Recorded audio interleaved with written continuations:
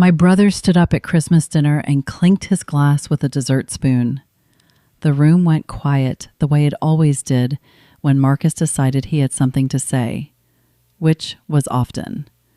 "I'd like to make a toast," he said, buttoning his blazer with one hand because he'd seen a CEO do it in a documentary once and had adopted it as his signature move. This year, Langford Capital crossed $500 million in assets under management. We added 47 new clients. We were named one of the top 10 wealth management firms in New England by Boston Business Journal. He paused, scanning the room with the deliberate eye contact of a man who'd taken a public speaking course and remembered exactly one technique. "I don't say this to brag," he continued, which was always the prelude to bragging.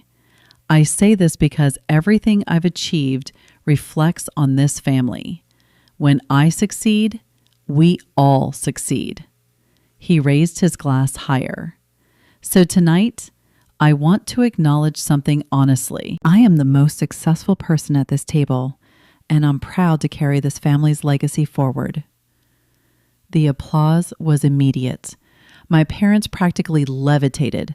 My father, Charles Mercer, a retired bank executive, raised his glass with the pride of a man watching his own reflection in his son's achievements.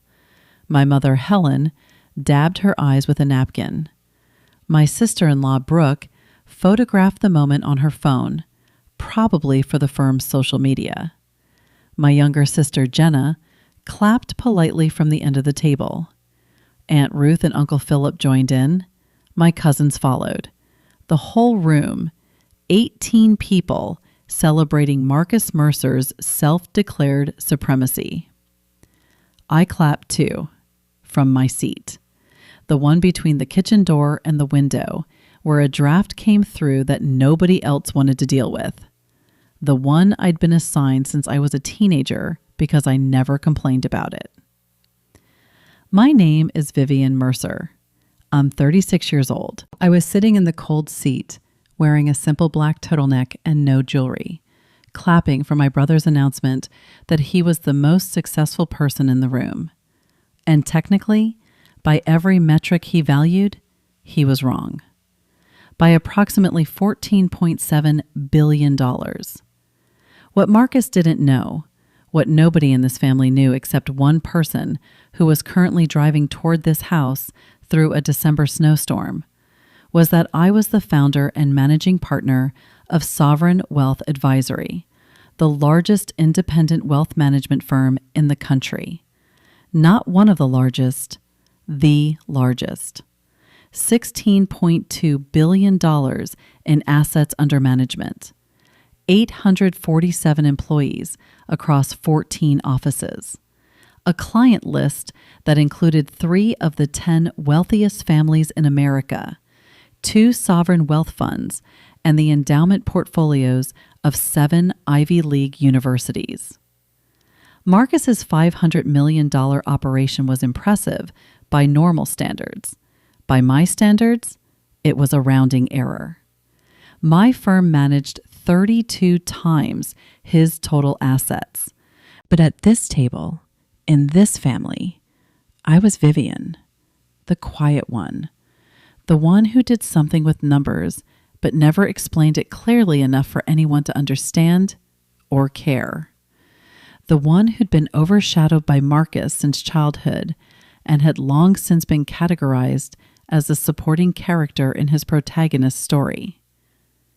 That was about to change, because the one person who knew my secret was Gerald Hoffman, my father's financial advisor for the past 30 years, a man who had watched me grow from a quiet girl doing math problems at the kitchen table into the most powerful wealth manager in the country.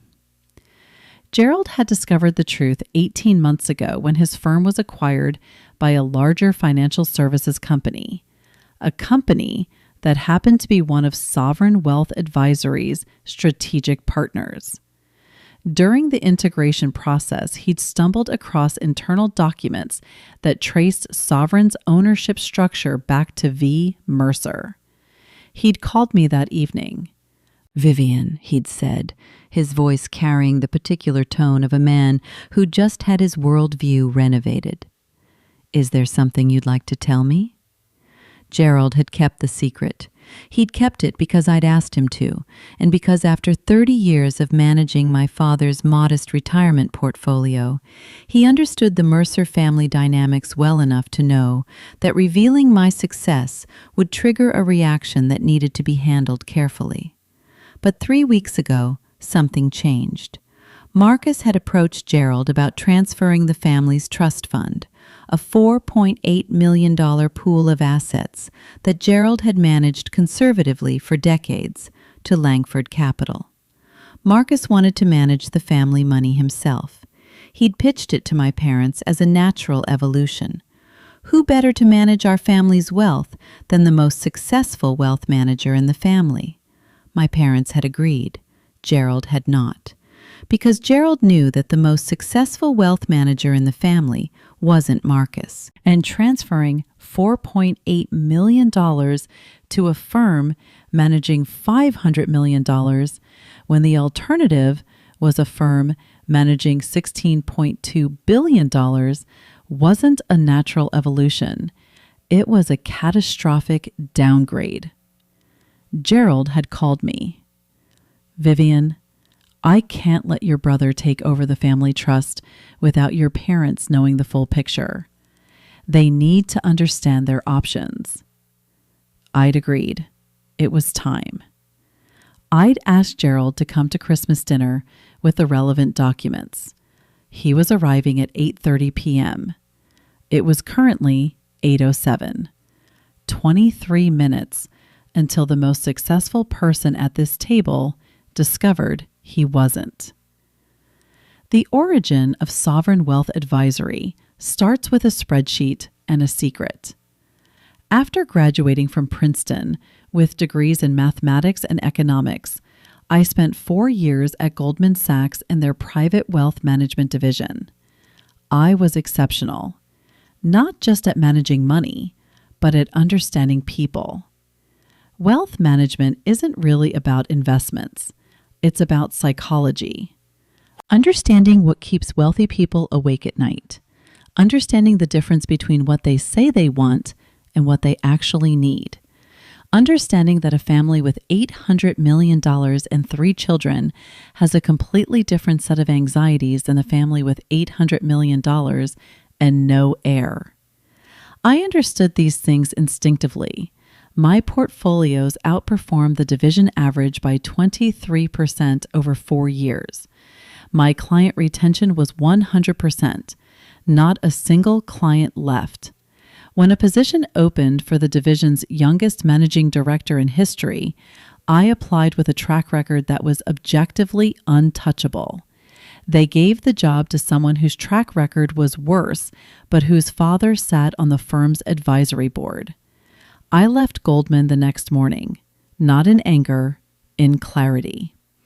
The system wasn't designed for me to win inside it, so I would build outside it. Sovereign Wealth Advisory launched from a one-room office in Hartford with $180,000 in personal savings and a single client, an elderly widow whose portfolio I'd managed at Goldman and who followed me out the door because she trusted my judgment more than the institution's brand.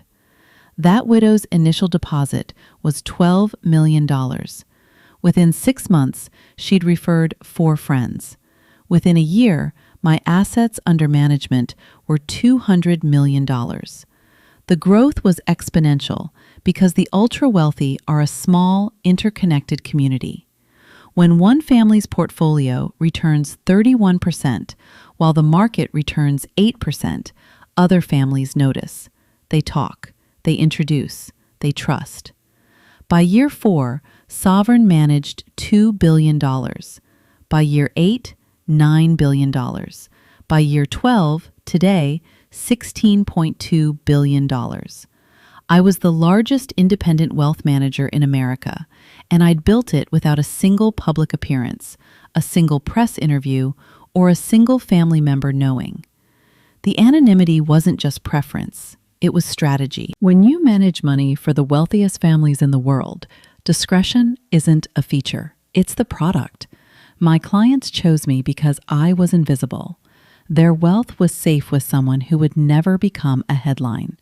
And I maintained that invisibility everywhere, including at my own family's dinner table. Marcus didn't know. My parents didn't know. Nobody knew except Gerald, who had stumbled into the truth by accident and kept it with the professionalism of a man who understood that some secrets have billion-dollar consequences. But tonight, the consequences were personal. Marcus was refilling everyone's wine. His toast had energized him. He was in full performance mode, the kind of expansive confidence that comes from genuinely believing you're the most impressive person in any room you enter. You know what the difference is between me and most people in this industry? Marcus was saying to Uncle Philip. Conviction. Most advisors follow the market. I lead my clients through it. I set down my wine glass and checked my phone. A text from Gerald. 20 minutes out. Roads are bad, but I'll be there. I have everything. Documents, performance comparisons, the full sovereign profile. Your father is going to need a chair. I typed back, he has a chair. He'll need a stronger one. Marcus was now explaining his investment philosophy to Jenna, who was an elementary school teacher and had neither asked for nor needed a lecture on portfolio diversification. It's about conviction, Jenna, he repeated. When the market dips, weak managers panic. I see opportunity. Every dip is a gift if you have the stomach for it. Jenna nodded with the patient blankness of a woman who dealt with 6-year-olds for a living and recognized the behavioral pattern. I thought about the $16.2 billion I managed. I thought about the time I'd navigated a sovereign wealth fund through a currency crisis that threatened to evaporate $3 billion in value overnight. I thought about the conviction required to hold a position through a 40% market correction and come out the other side with returns that made the crisis feel like a speed bump. I thought about these things, and I ate my dessert, and I said nothing. 8:22 p.m., 8 minutes. My mother brought out her Christmas cake, the same recipe she'd been making for 30 years. Dense, fruit-heavy, divisive. Half the family loved it. The other half ate it out of loyalty. I fell somewhere in the middle. The cake was a constant in a family full of variables. Vivian, my mother said, placing a slice in front of me, you're quiet tonight. You should be celebrating. Your brother just had his best year ever. He did, I agreed. Very impressive. She beamed. We're so blessed to have a financial mind in the family. I thought about correcting her grammar. A financial mind, singular. But the doorbell would handle that correction in approximately 6 minutes. Marcus was showing his year-end performance report to my father. The document was printed on Langford Capital letterhead, the kind of thick, creamy paper that whispered old money, even when the numbers on it were decidedly new money. 14.2% net returns, Marcus pointed out, top quartile in our category. My father studied the numbers with the practiced eye of a retired banker. Excellent, he said. And you think this is the right move for the family trust? Absolutely, Marcus said. Gerald's been great, but he's old school, conservative. The trust needs someone who can generate real growth. My father nodded. He trusted Marcus. Why wouldn't he? Marcus was successful, confident, articulate, and absolutely certain of his own superiority. everything a father wants to see in a son, especially when the alternative was a daughter who lived in a modest condo and never talked about work. 8:28 p.m. 2 minutes. My phone buzzed. Gerald. Pulling into the driveway now, I took a last bite of Christmas cake and set my fork down with the quiet finality of someone closing a book she'd been reading for 12 years. The doorbell rang at 8:30 exactly. Gerald Hoffman was nothing if not punctual. "I'll get it," I said. Nobody objected. Nobody ever objected when I volunteered for service tasks. I opened the front door. Gerald stood on the porch, snow dusting his overcoat, carrying a leather briefcase that I knew contained documents that would restructure this family's understanding of itself. He looked at me with the expression of a man who'd spent 18 months keeping a secret he was finally allowed to share. "Ready?" he asked. I smiled. "Merry Christmas, Gerald." He stamped the snow off his shoes and followed me inside. "Gerald," my father said warmly, rising to greet him, "we weren't expecting you tonight. Everything all right?" "Everything's fine, Charles," Gerald said, shaking his hand. "But I need to discuss the trust transfer before it goes through. There's information your family needs to see." Marcus stiffened. His hand tightened around his wineglass. "Gerald," he said, "the transfer is settled. Mom and Dad agreed. This is a family decision." "It is," Gerald agreed, "which is why the whole family should have all the relevant information." He set his briefcase on the dining table, directly on top of the Christmas cake crumbs. He opened it and began distributing documents to each person at the table. "Before you transfer the Mercer Family Trust to Langford Capital," he said, "I want you to compare options." He clicked open a presentation on his tablet and turned it toward my father. "This is Langford Capital's performance over the past 5 years. Marcus, your returns have averaged 12.8% annually. Strong, top quartile." He paused. "And this is the performance of the firm I'm recommending as an alternative." The second chart appeared. The room leaned in. Average annual returns of 29.4% over 12 years. $16.2 billion in assets under management. Client retention rate of 99.7%. Named the top independent wealth management firm in America for 6 consecutive years. My father's eyebrows climbed his forehead. "Who is this firm?" Gerald looked at me, then back at my father. "Sovereign Wealth Advisory, founded and managed by your daughter, Vivian Mercer." The sound that followed wasn't silence. It was implosion. The inward collapse of every assumption, every hierarchy, every toast and declaration that had built the Mercer family's understanding of who mattered and who didn't. Marcus dropped his wine glass. It didn't break.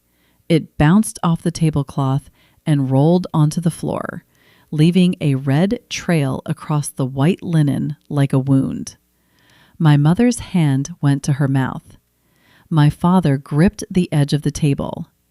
Jenna, at the end of the table, let out a single sharp laugh that she immediately covered with her hand. Uncle Philip whispered something to Aunt Ruth that I couldn't hear but could guess. Brooke stopped recording on her phone, then immediately started again. "That's impossible," Marcus said. His voice was thin, stretched to the point of transparency. "Vivian works from home. She does some kind of data work, number crunching." Gerald opened another document. "This is Sovereign Wealth Advisory's SEC registration," he said. "Managing partner, Vivian Mercer. Total assets under management, $16.2 billion. Offices in 14 cities. 847 employees." He placed it in front of my father. "Charles, your daughter manages 32 times the assets your son manages. Her returns are more than double his, and she's been doing this for 12 years without telling anyone in this family. My father picked up the document. His hands were shaking. The retired banker who'd spent 40 years reading financial documents was holding one that he couldn't process. Not because it was complex, because it was about his daughter. Marcus sat down, heavily, like a man who'd just been informed that gravity had changed. "You can't," he started. He stopped. $16.2 billion, he whispered. I took a sip of water. Yes. For 12 years? Yes. He looked at me with an expression I'd never seen on his face. Not anger, not jealousy, something raw. The realization that his entire identity, the most successful person at this table, had been built on a foundation of ignorance. 20 minutes ago, I stood up here and said I was the most successful person at this table, he said slowly. You did, I confirmed. While your sister sat in the cold seat by the window, managing 32 times your assets, Gerald added. He wasn't being cruel, he was being precise. Accountants and advisors live in the world of precision. My mother found her voice. Vivian, she said, and the word came out broken, like she was learning to pronounce it for the first time. Why didn't you tell us? Because Marcus was the success story, I said gently, and this family needed a success story. He filled that role perfectly. Confident, visible, quotable. Every family needs someone to point to at dinner parties when the neighbors ask how the kids are doing. I looked at her directly. You needed Marcus to be the star, and you needed me to be the quiet one in the cold seat. That was the deal. Nobody negotiated it. Nobody signed a contract, but everyone honored it for 36 years. If I told you the truth, it would have disrupted the entire system. Marcus would have felt diminished. You would have felt guilty. Dad would have tried to claim credit. And my clients, the ones who trust me because I am invisible, would have been exposed to exactly the kind of attention I built my entire firm to avoid. My father set down the SEC document. He took off his reading glasses. He rubbed his eyes the way he did when a spreadsheet didn't balance and he needed to start over. I failed you, he said. I didn't know. Because you didn't look, I said. And that's not entirely your fault. Marcus is very good at being visible. I'm very good at being invisible. This family rewarded visibility. So you saw what you were trained to see. Marcus hadn't moved. His spilled wine was seeping into the tablecloth. His wife's phone was still recording. His entire self-image was restructuring in real time, and everyone at the table could see it happening. Gerald, he said finally, the trust. You're recommending Vivian over me. I'm recommending the best option for your family's assets, Gerald said diplomatically. The performance data speaks for itself. Marcus looked at me. Are you going to take the family trust? I'm not going to take anything, I said. If Dad wants to move the trust to Sovereign, I'll manage it with the same care I give every client. If he wants to keep it with you, that's his choice. I don't need $4.8 million, Marcus. I manage $16.2 billion. The trust is important because it's family, not because it's money. That was the line that broke something open in the room. The distinction between family and money. The acknowledgement that they'd been treating the two as synonyms for decades, and that the person who understood the difference most clearly was the one they'd been ignoring. My father stood up. He walked around the table, past Marcus, past Brooke with her phone, past Aunt Ruth and Uncle Philip, past Jenna, who was crying quietly, and he stopped in front of me. He pulled out the chair next to mine, the cold seat, the drafty seat, the seat nobody wanted, and he sat down in it. "This is where you've been sitting," he said, "every year." "For as long as I can remember," I said. He put his hand on mine. "Not anymore." I looked at his hand on mine, his retirement watch, the one the bank gave him, glinting in the Christmas lights. The retired banker holding the hand of the woman who managed more money than his bank ever had. "Tell me everything," he said. "I have 12 years of nothing to make up for." I smiled. "That's going to take more than one dinner, Dad." "Then we'll start tonight," he said, "and keep going." Marcus approached later, after the shock had metabolized into something more complex. He'd cleaned up the wine. Brooke had stopped recording. The room had slowly, carefully reorganized itself around a new understanding. "Viv," he said. And the nickname, the one he'd used since childhood, sounded different now, smaller, more honest. "I don't know what to say." "You don't need to say anything tonight," I said. "But eventually, I want to hear you say something you've never said before." "What?" "That you're proud of me, not despite what I do, because of it, without comparing it to what you do, without measuring it against yourself. Just pride, clean and simple." He nodded slowly. "I'm not there yet," he admitted, "but I want to get there." "That's enough," I said, "for now." Gerald left at 10 p.m. with a handshake from my father and a hug from my mother that surprised all three of them. The documents stayed on the table. My father read them 3 times before midnight. The trust transfer to Langford Capital was quietly canceled the following week. The family trust moved to Sovereign Wealth Advisory in January. I assigned it to my best portfolio manager with instructions to treat it exactly like every other account. No special treatment, no family discounts, no exceptions. Marcus called me 2 weeks after Christmas.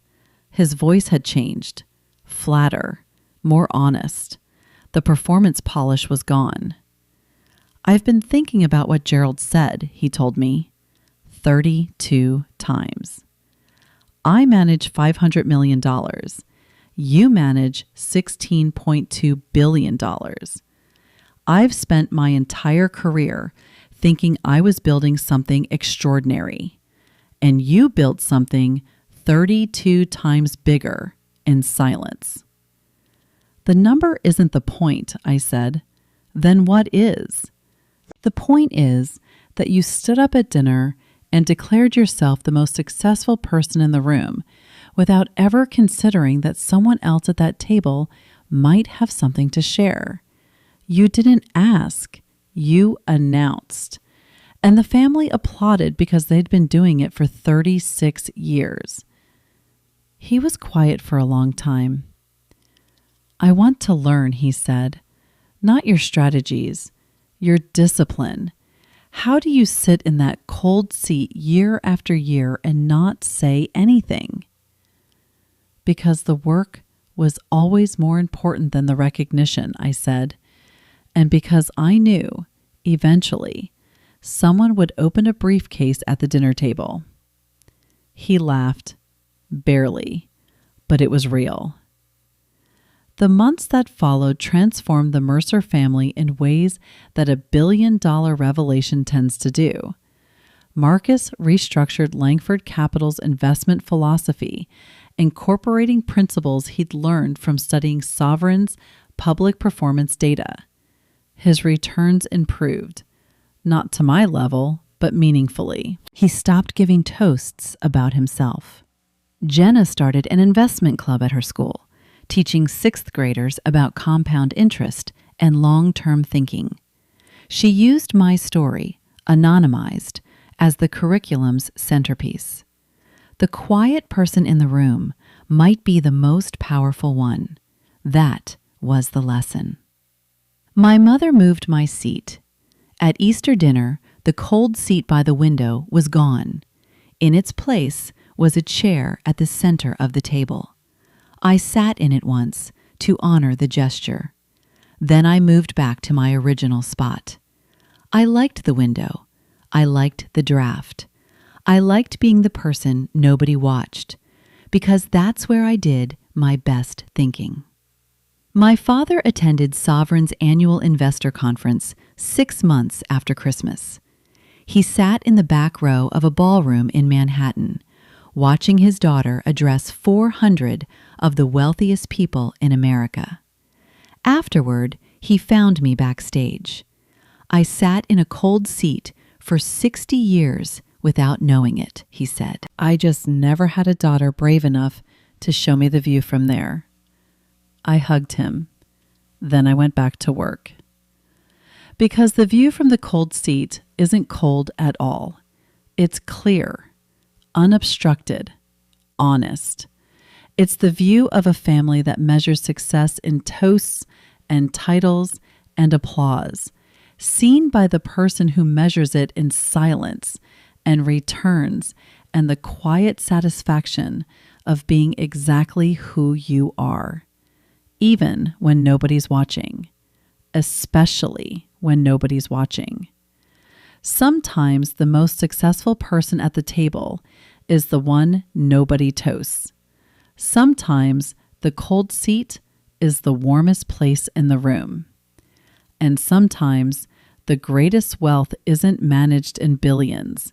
It's held in the patience to sit quietly for 12 years, eating Christmas cake, clapping for someone else's toast, until the right person opens the right briefcase and the truth finally gets the seat it deserves.